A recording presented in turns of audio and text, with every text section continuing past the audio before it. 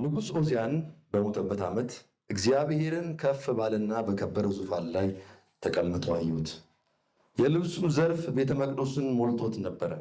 ሱራፌልም ከእርሱ በላይ ቆሞ ነበረ። እያንዳንዳቸውም 6 ክንፍ ነበራቸው። በሁለት ክንፍ ፊታቸውን ይሸፍኑ ነበር፣ በሁለት ክንፍ እግራቸውን ይሸፍኑ ነበር፣ በሁለቱም ክንፍ ይበሩ ነበር።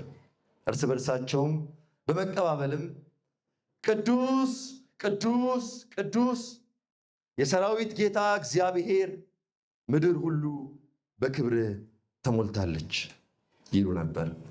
ከድምፃቸውም ጩኸት የተነሳ የመድረኩ መሰረት ተናወጠ፣ ቤተ መቅደሱም በጢስ ተሞላ።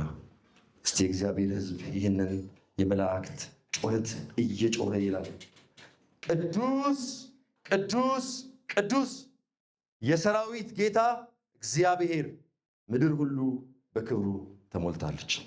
ሃሌሉያ። ከተወሰኑ ዓመታት በፊት እዚሁ ቤተክርስቲያን ይመስለኛል ስለ ሥላሴ ተምረን በወጣቶች ሚስጥር ነው። ስለ ሥላሴ ተምረን ከጨረስን በኋላ አንድ ከኛ መካከል የነበረ ሰው እንደዚህ አለ፣ የሥላሴ ትምህርት ወይም ደግሞ ትምህርተ እግዚአብሔር እንደ ነብር ጭራ ነው አለ። የነብር ጭራን አያዙት፣ ከያዙት ምን ያርጉት? አይልቀቁት፣ ከለቀቁት ይበላውታል ማለት ነው። አብዛኛው ሕዝበ ክርስቲያን በዚህ አመለካከት ውስጥ እግዚአብሔርን ስለማወቅ የሚኖር ይመስለኛል። ስለ እግዚአብሔር ማጥናት፣ ማወቅ፣ መመርመር ስለ ውጭ ስላለው ክርስቲያን ሳይሆን በኛ ኮንግሪጌሽን በቤተ ክርስቲያን በፕሮቴስታንቱ ማህበረሰብ እንደ ኃጢአት ይመስለዋል። ወይም ደግሞ እግዚአብሔርን ባጠና ስለ እግዚአብሔር ለማጥናት ጊዜን ብፈጅ የየዕለት ተዕለት ህይወቴ ላይ ለውጥ የሚያመጣ ነገር የማገኝ አይመስለኝም።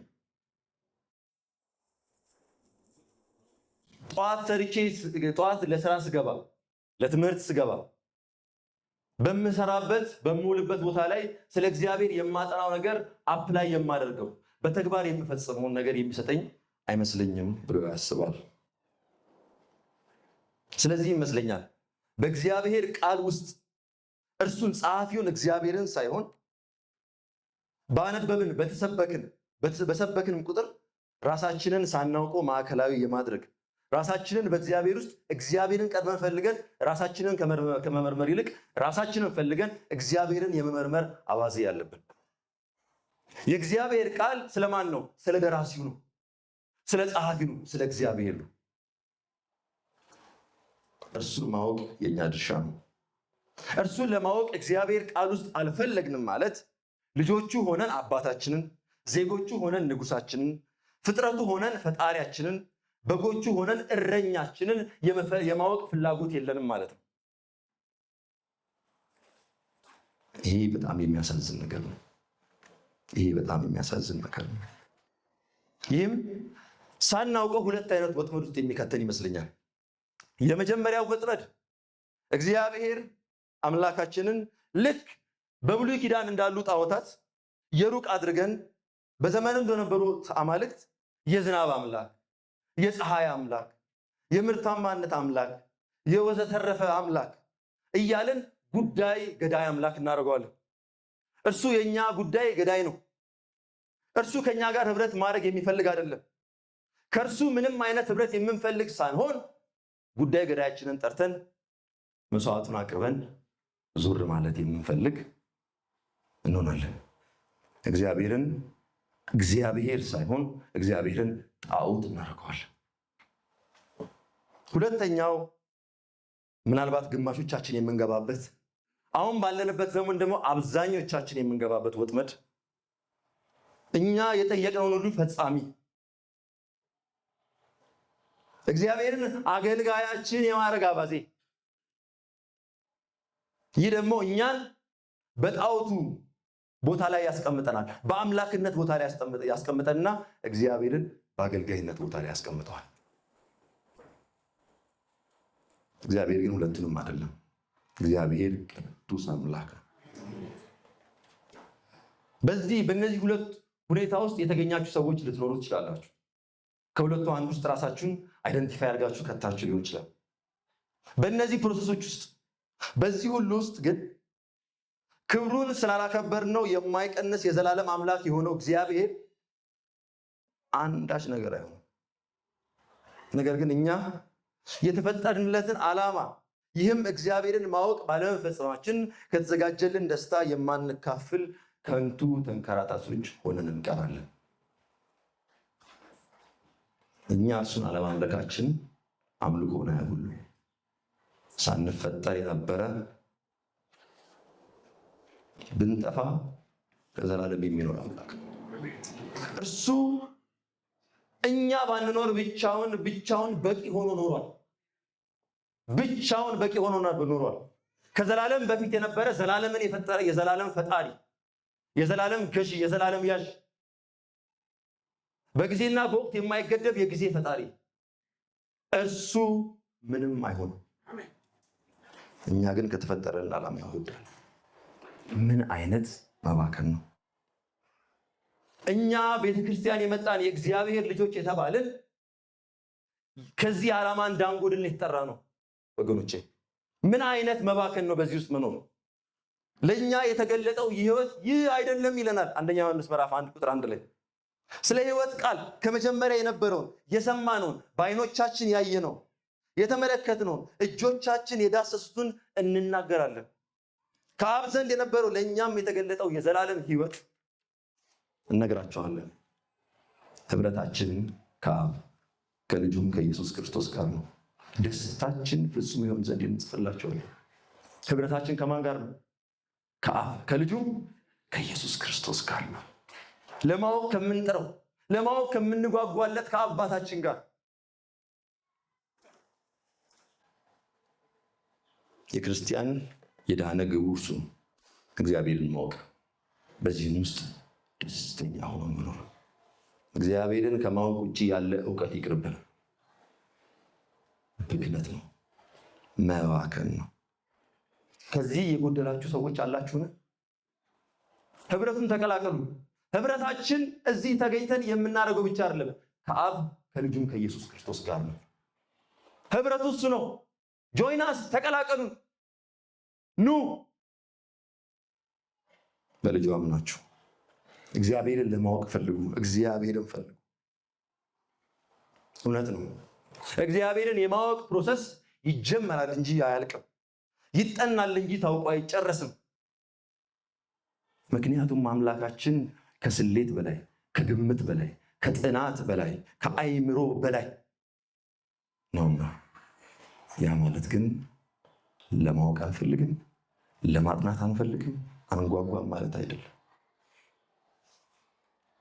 እግዚአብሔርን ማወቅ እግዚአብሔርን ስለማወቅ ስናስብ ስለ ስሙ፣ ስለ ማንነቱ፣ ስለ ህልውና፣ ስለ ባህሪያቱ፣ ስለ አካላቱ እናስባለን። የእግዚአብሔር ባህሪያት በስነ መለኮት አከፋፈል በሁለት ይከፈላል። በእንግሊዝኛው ኮሚኒኬብል ኤንድ ነን ኮሚኒኬብል ይለዋል።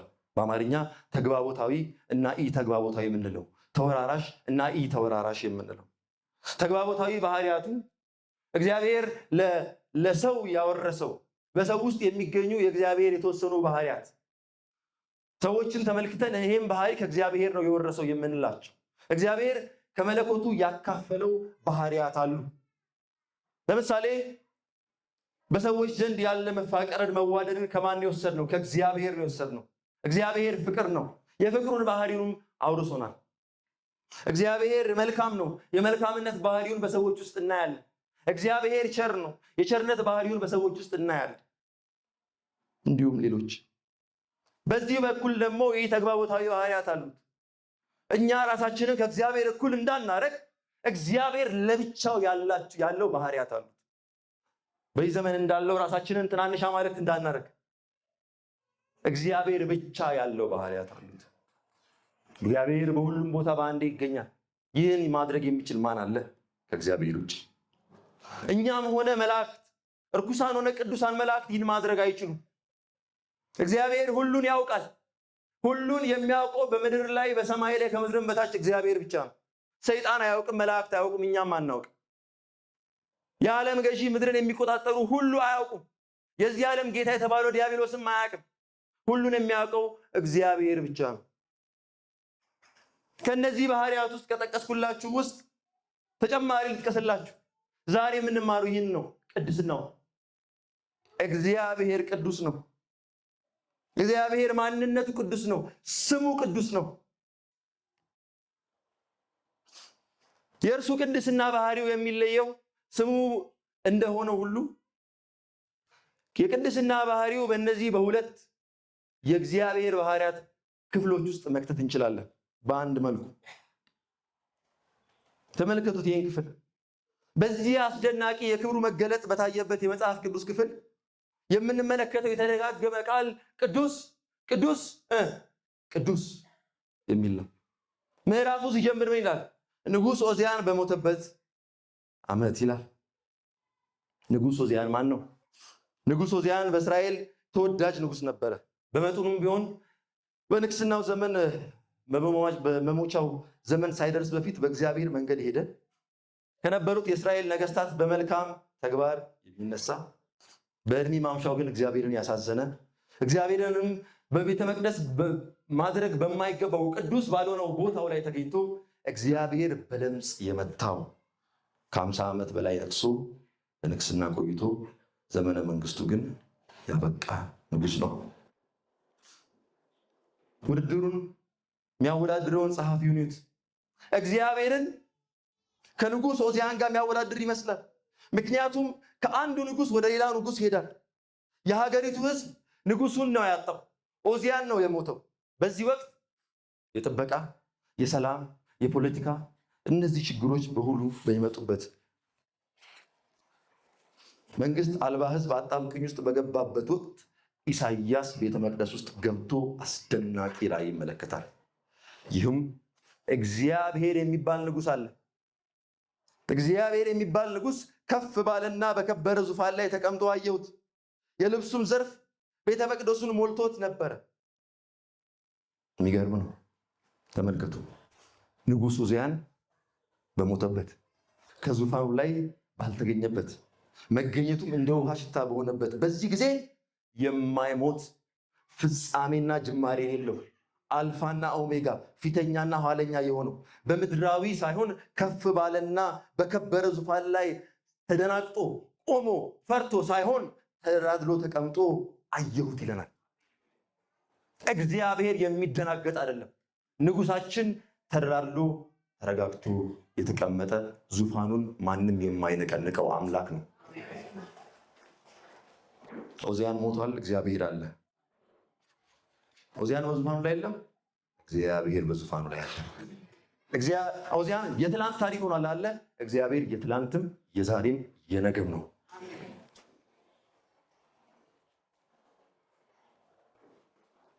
እግዚአብሔርን አይ ፈጣሪ አምላካችን አለ። እሱ እግዚአብሔር የተፈጠረው ንጉሥ አለ።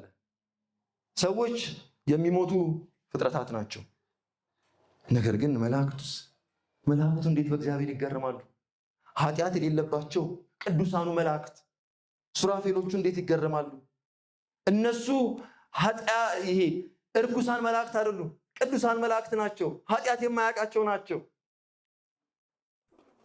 እነርሱ ራሳቸው ግን የእግዚአብሔርን ቅድስናውን ማየት ስለማይችሉ በሁለት ክንፋቸው ፊታቸውን በሁለት ክንፋቸው ደግሞ ሙሴ በቁጥቋጦ ፊት እግዚአብሔርን ባገኘው ጊዜ የተሰጠው ትእዛዝ ምን ነበረ?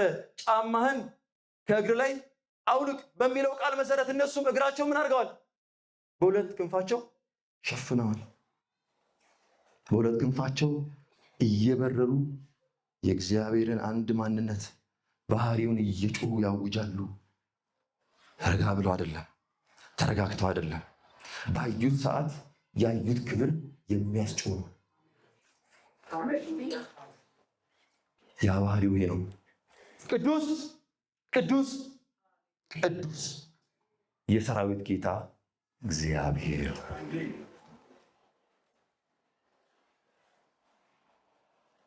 እግዚአብሔር ግርማ፣ የእግዚአብሔር ክብር ቅዱሳን የተባሉት መላእክቱን የሚያስደምም የሚያስገርም የሚያሰግድ ነው። ሁሉም የእግዚአብሔር ባህሪያት በእኩል ደረጃ የሚገኙ ቢሆኑም በመጽሐፍ ቅዱስ ውስጥ በዚህ መንገድ የተጠቀሰ አንድም የእግዚአብሔር ባህሪ የለም። እዚህ ጋር የሚለው ኢሳይያስ 6:3 ላይ ያለው ክፍል ራእይ ምዕራፍ 4 ላይ አዲስ ኪዳን ላይ መልሰን እናገኘዋለን። አስተውላችኋል? መላእክቱ እርሱን ቅዱስ ብቻ አይደለም የሚሉት፣ ቅዱስ ቅዱስ ብቻ አይደለም የሚሉት፣ ቅዱስ ቅዱስ ቅዱስ።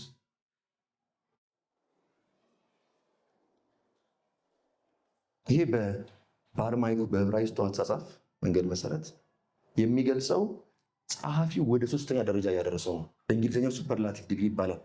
ምን ማለት ነው? ቅዱስ፣ በጣም ቅዱስ፣ እጅግ በጣም ቅዱስ ማለት ነው።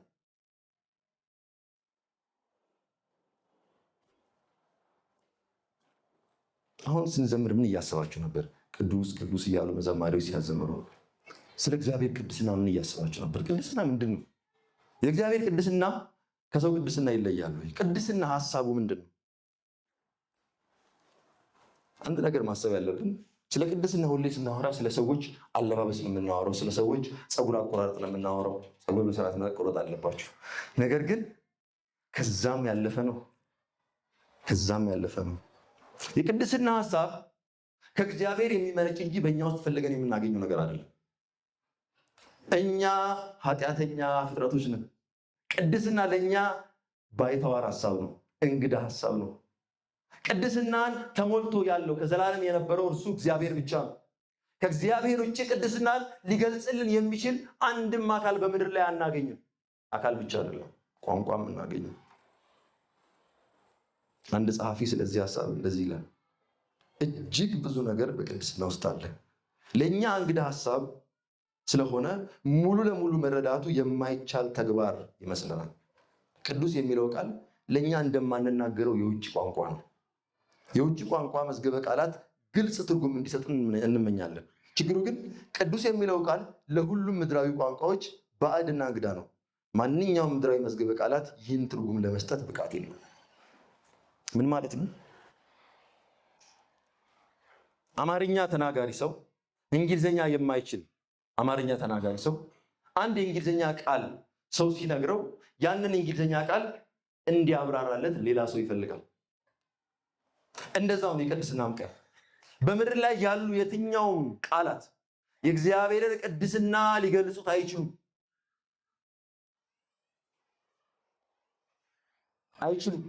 ይዝላሉ፣ ይደክማሉ፣ ከአቅማቸው በላይ ነው። የእግዚአብሔር ቅድስና ምድርን ያለፈ ሰማይን የተሻገረ ነው። በምድራዊ ቃላት ሊገለጽ የሚችል አይደለም። መገለጽ ብቻ አይደለም፣ ደግሞ ሀሳቡ ራሱ እንግዳ ነው። በራሳችን ውስጥ ቅድስናን ፈልገን ለማግኘት የምንሞክር ከሆነ ቅድስናን አይደለም የምናገኘው። ራስን ጻድቅ ማድረግ፣ ሰልፍ ራይቸስነስ፣ ራስን ጻድቅ ማድረግ፣ በህጉ መሰረት መሄድ፣ በእግዚአብሔር ፊት ስንቀርብ ክርስቶስን ይዘን መቅረብ ሳይሆን በራሳችን ስራ ተቀድሰን እግዚአብሔር በሰጠ ቅድስና ስራ። ቅድስና ግን እንደዛ አይደለም፣ የማይብራራ ሀሳብ ነው። ለእግዚአብሔር ቅድስና ስናስብ ሁለት ትርጉሞች እናያለን። አንደኛው ትርጉም ቅድም እንዳልኳችሁ በኢ ተግባቦታዊ ለሰዎች ባላካፈለው ባህሪ ውስጥ የሚከተው ሲሆን ቅድስናው፣ ሁለተኛው ደግሞ ለሰዎች ባካፈለው ባወራረሰው ባህሪያት ውስጥ ከተው። ዘፍጥረት ምዕራፍ 15 ቁጥር 11 ላይ አቤቱ እግዚአብሔር ሆይ ከአማልክት መካከል እንዳንተ ማን አለ? በቅድስናው የከበረ በክብሩ የሚያስፈራ ድንቆችን የሚያደርግ እንዳንተ ማን አለ? ኢሳይያስ 57:15 ከፍ ከፍ ያለውና ልዕልና ያለው እርሱ ስሙም ቅዱስ የሆነው። ኢሳይያስ 6:3-4 ያነበብነው ክፍልን ተጨማሪ መውሰድ እንችላለን። ስለ ቅድስና ስናስብ ብዙ ጊዜ ከኃጢአት ጋር እያነጻጸርን ለማንሳት እንሞክራለን። ነገር ግን ኃጢአትም ሳይፈጠር በፊት ኃጢአትም ሳይኖር በፊት ወደ ምድር ሳይገባ በፊት እግዚአብሔር ቅዱስ ሆኖ የኖረ አምላክ ነው። ያ ማለት ቅድስናን ለማብራራት ኃጢአት የግድ አያስፈልገም። የእግዚአብሔር ቅድስና ከኃጢአትም በፊት የነበረ ነው። ግን በምን መልኩ? ስለዚህ ቅዱስ ነው ስንል ምን እያልን ነው? ኃጢአትን የማናስበው ከሆነ ቅዱስ ነው ስንል እግዚአብሔር የተለየ ነው እያልን፣ የተለየ ነው፣ እንደርሱ ያለ ማንም የለም እያልን። እግዚአብሔር በቅዱስ በሚለው በኦሪጂናል ቃሉ የተቆረጠ ነው፣ ተቆርጦ ከፍ ያለ ነው እያለ ነው። ከተለምዶ ገደብ ከፍ ያለ ነው፣ ፍጹም የላቀ ነው፣ ሌላ የሆነ ነው። እርሱ ምንድነው? ሌላ ነው። ሌላ ነው። እግዚአብሔር ከፍጥረቱ በላይ ነው፣ ከፍጥረቱ የላቀ ነው።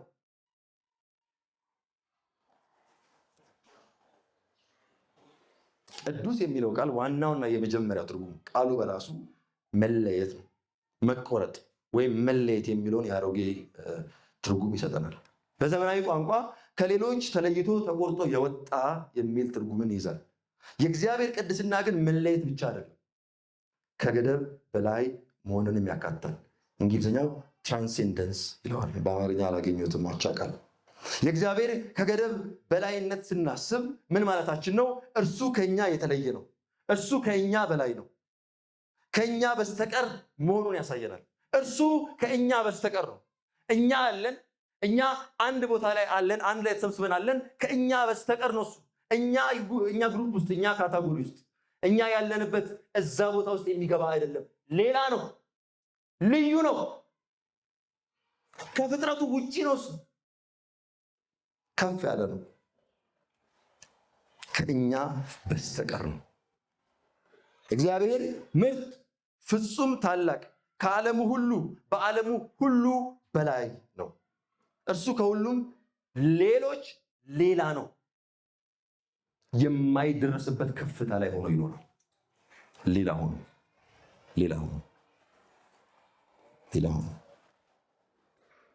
ከኛ ሩቅ ስለሆነ ለኛ በጣም የማይታወቅ እንግዳ አካል አድርገን እንኳን መስጠት ሩቅ ነው፣ አናውቀውም። እግዚአብሔር ሌላ ነው፣ ልዩ ነው።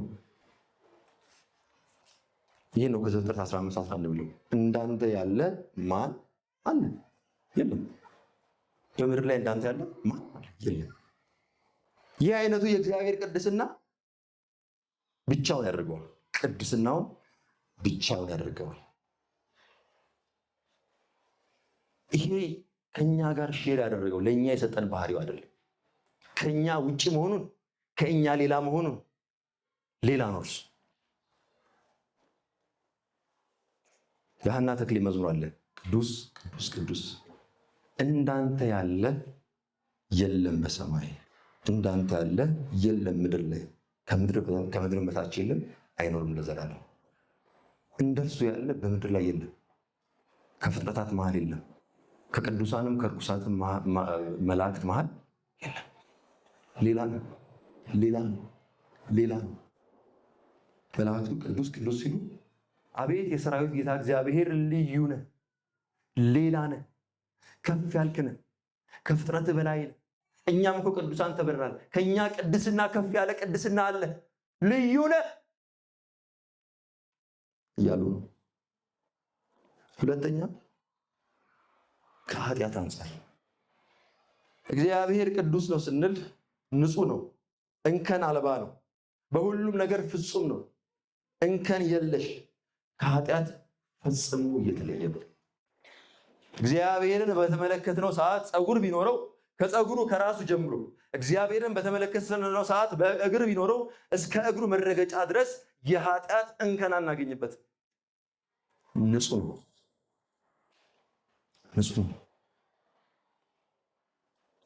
ከነጭ በላይ የጸዳ ከብርሃን በላይ ያበራ ቅድስና አለው።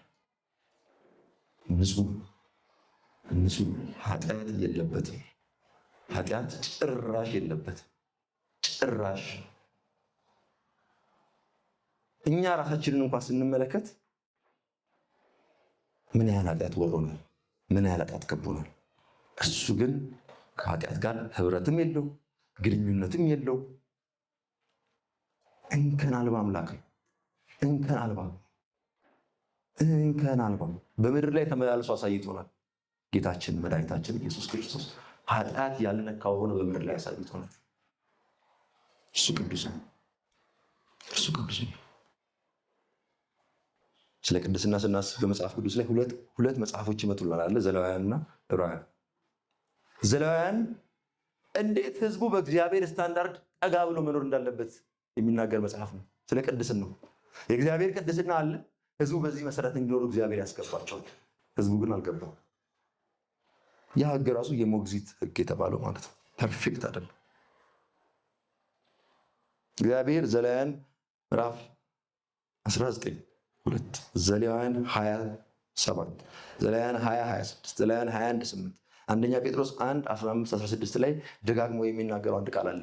እኔ ቅዱስ ነኝና እናንተም ቅዱሳን ሁኑ፣ ከኃጢአት ተለዩ ማለት ነው። እኔ ከኃጢአት የጸዳው ነው። ኃጢአት የለብኝም። ተሳስቼ አላውቅም። ፍጹም ነኝ፣ እንከን አልባ ነኝ። ገደብ አልባ ብቻ ሳይሆን እንከን አልባ ነኝ። በምድር ላይ በስጋ ተመላልሼ ያሳይቻቸዋለሁ። ተመልሼ በመጣ እንኳን ኃጢአት አልሰራም። አይሰራ። አንዳንዶች የጌታችን የመድኃኒታችን የኢየሱስ ክርስቶስን መፈተን ሲያስቡ እንደምን ይገልጹታል? እግዚአብሔር ልጁ ኃጢአት እንደማይሰራ እያሳየን መንገድ ነው ይላሉ። መስራት እንደማይችል ንጹህ ነው፣ እሱ ቅዱስ ነው። እሱ ኃጢአት መስራት አይችልም። ንጹህ ነው፣ እንከን አልባ ነው። አናገኝበትም። እንዴት ደስ ይላል! እግዚአብሔር ቅዱስ ነው። እግዚአብሔር ቅዱስ ነው ስንል አብ ቅዱስ ነው፣ ወልድ ቅዱስ ነው፣ መንፈስ ቅዱስ ነው እያልን ነው።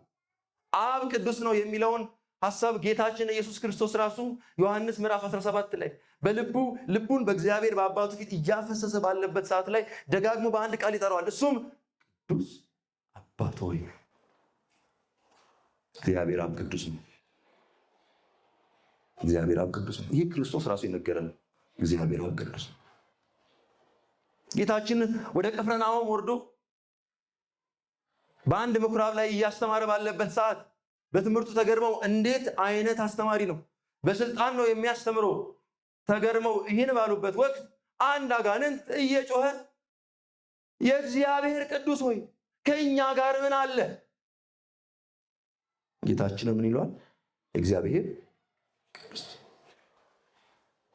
ጌታችንም ቅዱስ ነው። አንድ ጴጥሮስ ራሱ ዮሐንስ ምዕራፍ 6:66-69 ላይ አንተ የእግዚአብሔር ቅዱስ ነህ ይለው። መለኮቱን የሚያሳይ ቅድስናን የሚያሳይ ጌታችን ቅዱስ ነው። አብ ቅዱስ ነው፣ ወልድ ቅዱስ ነው። የእግዚአብሔር መንፈስ እንደ ስሙ ቅዱስ ነው።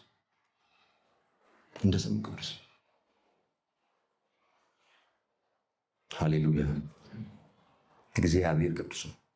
እግዚአብሔር ከኛ ሌላ ነው፣ የላቀ ነው፣ ከፍ ያለ ነው፣ ከኛ በስተቀር ነው፣ ከኛ ውጭ ነው። ማንም ሊደረስበት በማይችል ከፍታ ላይ ለዘላለም የሚኖር ነው። እግዚአብሔር እንከን አልባ፣ ኃጢአት የለሽ፣ ስህተት የማይሰራ ለዘላለም ንጹሕ አምላክ ነው።